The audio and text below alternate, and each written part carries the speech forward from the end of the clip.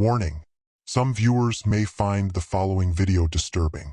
This episode may contain topics of murder, suicide, domestic violence, or sexual assault. Viewing discretion is advised. On a quiet morning in May of 1990, a mother in Wellington, Florida, opened her front door to what looked like a friendly surprise. A clown holding balloons, white-faced, red-nosed, smiling. Seconds later, a gunshot rang out. That bizarre moment would spark one of the most infamous and baffling cold cases in American history, known worldwide as the Killer Clown Murder.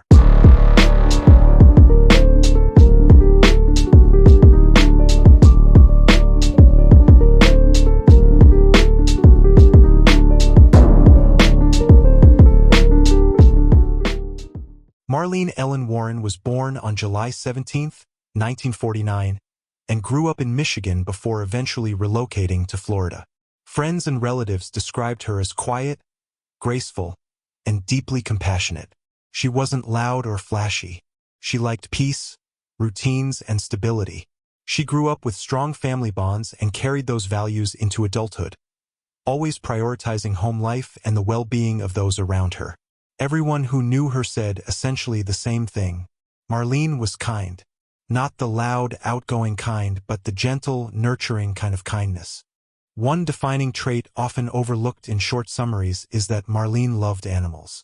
She kept horses, dogs, and various pets and saw them as part of the family. Her home in Wellington sat on several acres of land, giving her space to care for them.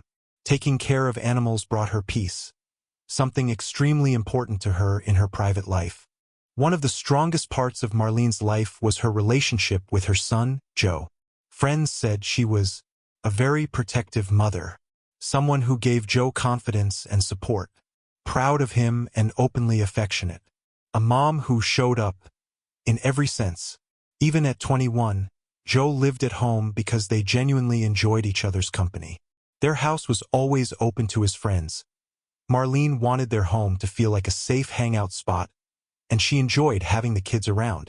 The morning she died, she had made breakfast not only for Joe but for every friend who stayed over. That was a completely typical act for her. Marlene was married to Michael Warren, a businessman known for high energy, aggressive work habits, shady business practices that sometimes drew legal attention.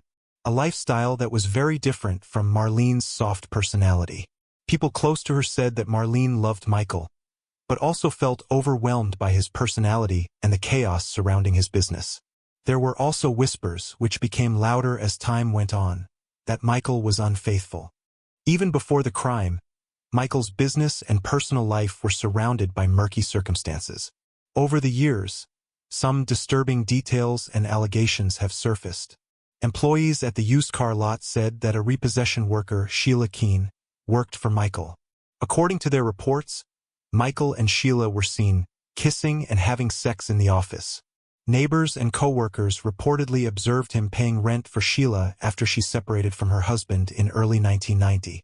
Some former employees later claimed Michael made disturbing jokes. As one alleged, he once said to a repossession driver, "Can't you make her disappear like you'll make those repo cars disappear?" A crude reference to Marlene. This allegedly happened while Marlene was alive. Other statements attributed to Michael included threats toward Marlene after arguments, e.g., "I'm gonna kill the bitch." Because of these reports, and Marlene's own alleged premonition, she reportedly told her mother, "If anything happens to me, Mike done it." Many have long suspected Michael's involvement beyond simply being Marlene's husband. May 26, 1990, 10:45 a.m. Inside the Warren home, Marlene's son and several of his friends were eating breakfast when they noticed a car pull into the driveway. A white Chrysler LeBaron, shiny, almost new. Moments later, the doorbell rang. Marlene walked to the door, and there stood a clown dressed in an orange wig, white face paint, and ruffled costume. The clown held two items: a bouquet of carnations, a balloon that read, "You're the greatest." Witnesses remember hearing Marlene say, "How nice," and then the clown pulled out a revolver. A single shot hit Marlene directly in the face. She collapsed. The clown calmly turned, walked back to the car, got in, and drove away as witnesses stared in shock. Marlene was rushed to the hospital, but 2 days later, she was removed from life support and died. The bizarre nature of the scene instantly made headlines. Detectives immediately viewed this as a targeted killing, not random. The clown costume, the balloons, the flowers, all purchased intentionally to disguise the killer and make sure the victim opened the door. Investigators gathered key pieces of evidence.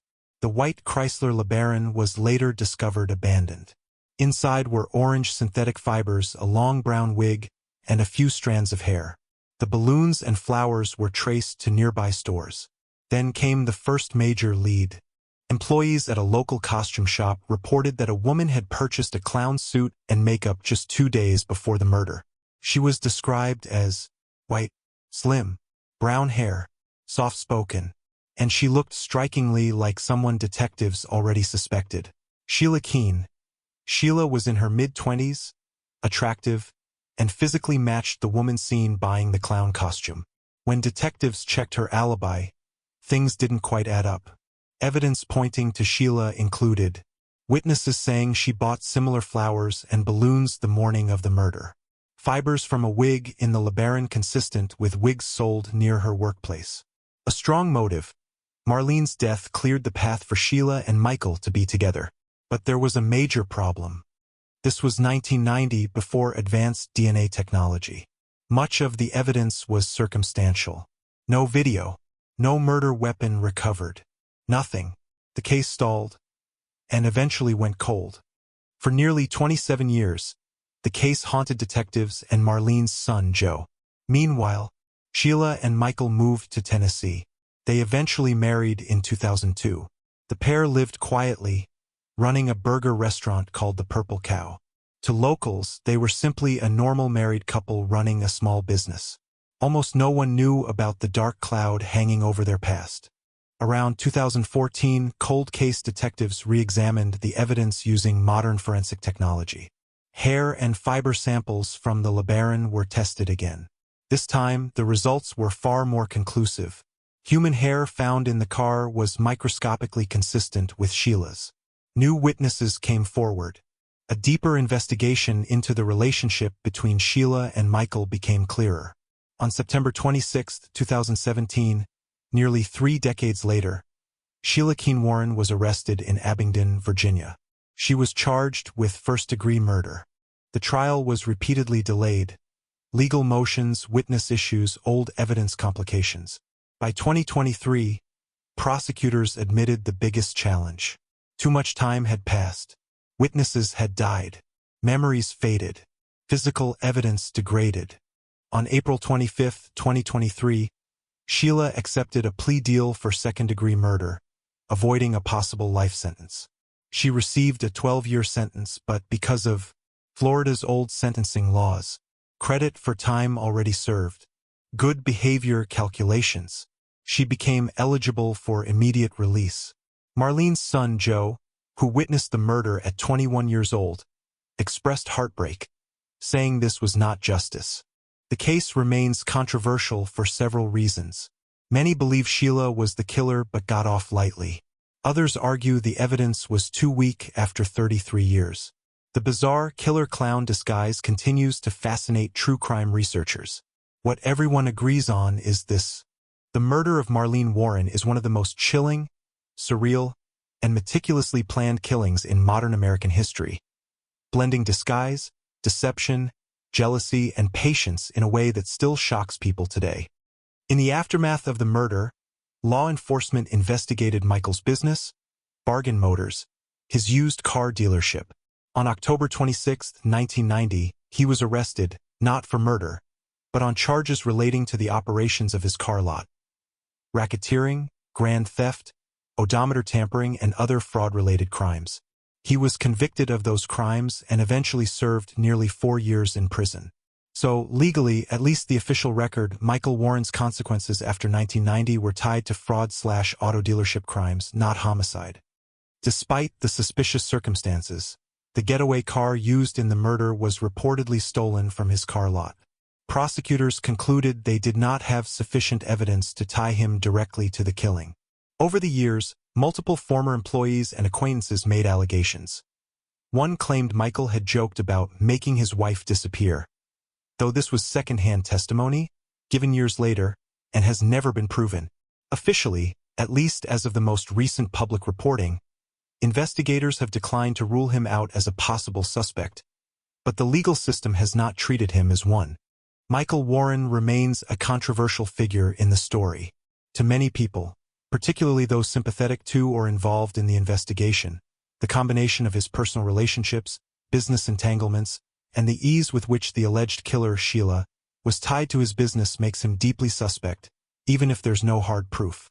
On the other hand, legally, he's mostly viewed through the lens of his fraud conviction, not as the man behind his wife's murder.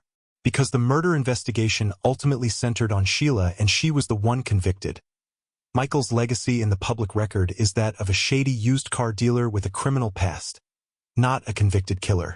In the end, the murder of Marlene Warren is more than a bizarre headline or a story about a clown at the door. It's a reminder of how deeply betrayal can cut, how long justice can take, and how the truth can hide in plain sight for decades.